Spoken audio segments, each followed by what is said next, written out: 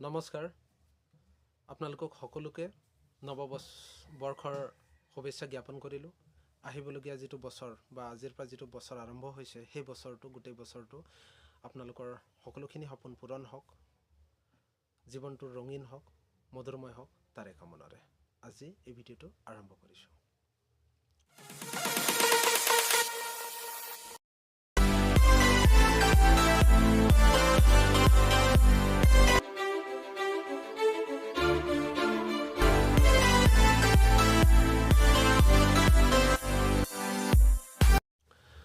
আজি এই ভিডিঅ'টো বা এই চেনেলটো ইউটিউব চেনেলটো আৰম্ভ কৰাৰ যিটো মুখ্য উদ্দেশ্য সেই উদ্দেশ্যটো হৈছে আমাৰ জাতিটো, বাঢ়ৈ জাতিটো।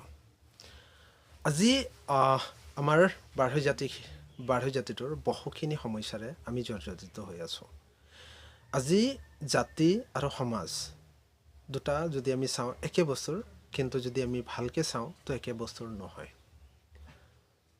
জাতিটো কেইবাটাও ঘৰ লগ লাগি এটা সমাজ হয় বা জাতিটোৰ কেইবাটাও ঘৰ লগ লাগি এটা সমাজ হয়।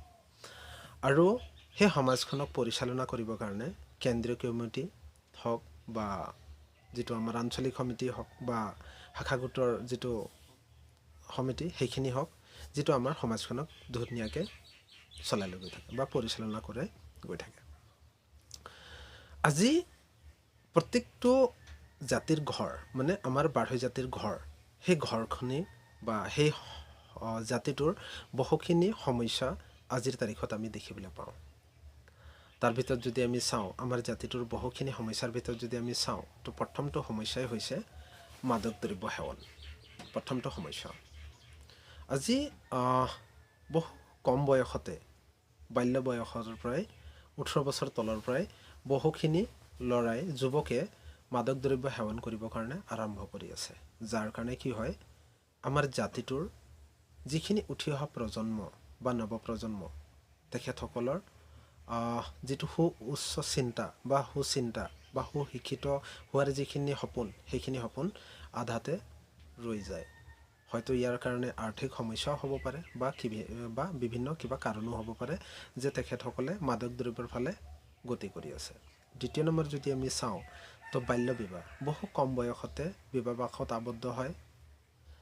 ইয়াৰ কাৰণেও কি হয়, নিজৰ যিটো শিক্ষা জীৱন সেই জীৱন সিমানতে সমাপ্ত কৰিবলগীয়া হয়। যাৰ ফলত কি হয়, সেই জাতিটো বা সেই পৰিয়ালটো আগবাঢ়ি যোৱাত অসুবিধা হয় ভৱিষ্যতে। তৃতীয় নম্বৰ যদি আমি চাওঁ অন্ধবিশ্বাস, কুসংস্কাৰ, এনেকুৱা বহুখিনি সমস্যা। তাৰ ভিতৰত যদি আমি চাওঁ আজিৰ তাৰিখত আমাৰ বাঢ়ৈ জাতিৰ কোনোবা খেলা ধূলাত প্ৰতিভাৱান ব্যক্তি বা যুৱক আছে, তেওঁ খেলা ধূলাত বহু ভাল পাৰদৰ্শিতা দেখুৱাব পাৰে বা দেখুৱাব বিচাৰি আছে, কিন্তু আমি অঞ্চল ভিত্তিত হওক বা ৰাজ্যিক ভিত্তিত হওক সেইজন ব্যক্তিৰ আমি উপস্থাপন কৰিব পৰা নাই তেখেতৰ যিটো পাৰদৰ্শিতাটো। তো যাৰ কাৰণে কি হৈছে, আমাৰ জাতিৰ আজি খেলা ধূলাত বিশেষ অৱদান নাই।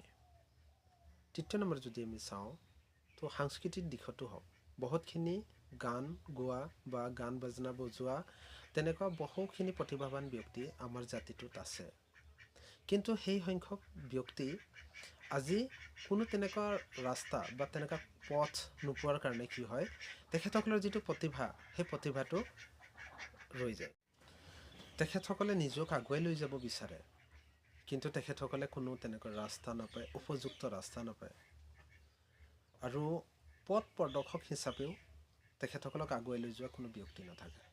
তো যাৰ কাৰণে কি হয়, তেখেতৰ প্ৰতিভা তাতে লুকাই থাকি যায়।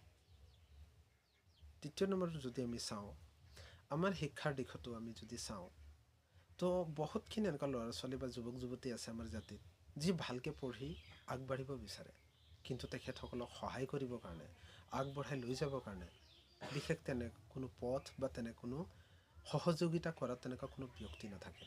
তো যাৰ ফলত কি হয়, আমাৰ জাতিৰ বহুখিনি যুৱক যুৱতী, উঠি অহা নতুন প্ৰজন্ম হঠাৎ ৰৈ যাবলগীয়া হয়। এই বহুখিনি সমস্যা সমাধানৰ কাৰণে আমি দীৰ্ঘদিনৰ পৰা চিন্তা চৰ্চা কৰি আহি আছিলোঁ, যাৰ ফলস্বৰূপে যোৱা 16/12/2025 তাৰিখে আমাৰ গোলাঘাট জিলাৰ খুমটাই অঞ্চলৰ বুটলিখোৱা চাহ বাগিচাৰ শ্ৰীযুত মাখনলাল বাঢ়ৈদেৱৰ ঘৰত এখনি আলোচনা কৰা হয় আৰু সেই আলোচনাত সকলোৰে মতামতত আমি যুৱ পৰিষদ গঠনৰ দিশে আগবাঢ়ি যাওঁ।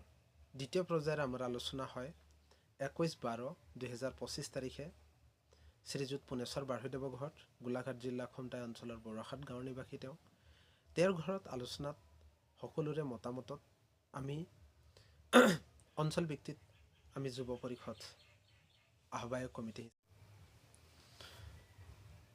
আৰু সদৌ অসম ভিত্তিত আমি গঠন কৰিবৰ কাৰণে আমি অনুমতি প্ৰাপ্ত হ'লোঁ।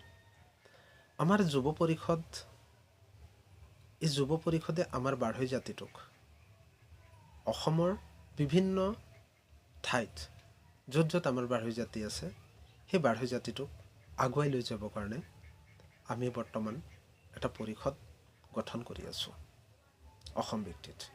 ইয়াৰ কাৰণে আমি অসমৰ বিভিন্ন বাঢ়ৈ শাখা গোটসমূহত গৈ আছোঁ আৰু শাখা গোটসমূহৰ আমি যুৱক যুৱতীক এটা যুৱ পৰিষদ গঠন কৰিছোঁ শাখা ভিত্তিত। তাৰপিছত আমি জিলা ভিত্তিত আমি গঠন কৰিম। তাৰপিছত সদৌ অসম ভিত্তিত আমি বাঢ়ৈ যুৱ পৰিষদ গঠন কৰিম। আৰু আমাৰ বাঢ়ৈ যিটো যুৱ পৰিষদ আছে সেই যুৱ পৰিষদৰ মূল যিটো উদ্দেশ্য, সেই উদ্দেশ্যটো হৈছে আমাৰ সমাজ ব্যৱস্থাৰ লগত সংগতি ৰাখি সমাজ ব্যৱস্থাৰ লগত নিজৰ জাতিটোক আগুৱাই লৈ যোৱা, নিজৰ জাতিটোক সুশিক্ষিত কৰি আগুৱাই লৈ যোৱা, আমাৰ জাতিটোক যিমানখিনি সমস্যা আছে সেই সমস্যাখিনিৰ পৰা নিজাত দিয়ে বা সমস্যাখিনি সমাধান কৰি আমাৰ জাতিটোক আগুৱাই লৈ আমি নিজৰ জাতিটোক, নিজৰ সমাজটোক আমি শিখৰত উপনীত কৰিব পাৰোঁ। আৰু এই যিটো ইউটিউব চেনেল, সেই চেনেলৰ মাধ্যমতে আমি বাঢ়ৈ যুৱ পৰিষদৰ হৈ আমি বিভিন্ন সমস্যাৰ ক্ষেত্ৰত আলোচনা কৰিম। আমি আমাৰ মুখ্য কাম কি কি থাকিব সেই বিষয়ে আলোচনা কৰিম। আমি জাতিটোক কি ধৰণে আগুৱাই লৈ যাব পাৰোঁ সেইখিনিৰ ওপৰতো আমি আলোচনা কৰিম। নিতৌ হয়তো সপ্তাহত 2-3টাকৈ আমি ভিডিঅ'ৰ মাধ্যমত আমি আলোচনা কৰিম আমাৰ জাতিটোক আমি কি ধৰণে আগুৱাই লৈ যাব পাৰোঁ। তো আপোনালোকলৈ অনুৰোধ থাকিল যাতে এই যিটো ভিডিঅ' সেই ভিডিঅ'টো আপোনালোকে আমাৰ সকলোখিনি বাঢ়ৈ জাতিক এই ভিডিঅ'টো শ্বেয়াৰ কৰে আৰু আপোনালোকৰ মতামত মোক কমেণ্ট মাধ্যমত জনাব পাৰিব। আকৌ লগ পাম অহাকাইলৈ। Thank U. নতুন বছৰ শুভেচ্ছা।